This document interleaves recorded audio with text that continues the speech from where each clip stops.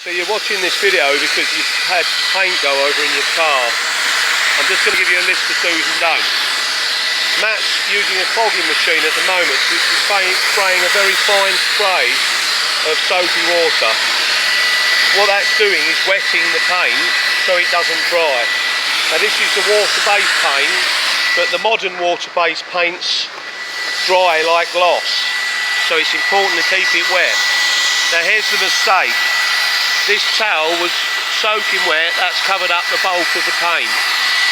But all this here that I'm looking at now has all been left to dry, and it's drying. Even the little bit on the back of the headrest or on the seat there can take ages to get off.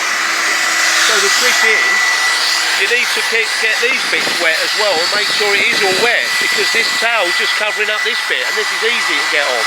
This is wet. It's not easy to get it off this switch and off of here. So if you don't want a big insurance claim, then because you need all new parts, the best way is to try and get these areas wet or clean them. Now if you're going to clean a little mark off like this, you can't just rub it off and leave a smear, because this smear will dry, be more difficult to get off.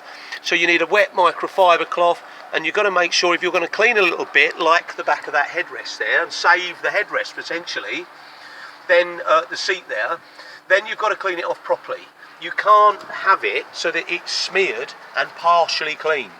Now you can on the carpet here, because you can cover it, but on this area here, like here on the plastics, this is even more difficult. That bit's coming off, but this is even more difficult to get off where it's dry.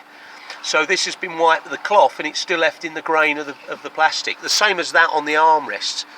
Now hopefully we can save that, but because it's been dried, it's a lot more difficult to get off. So there you go. So what you've got to do is make sure that you get a bigger bath towel, cover all the area, and make sure that the whole lot is covered, so that there's all these little small areas aren't drying. Okay.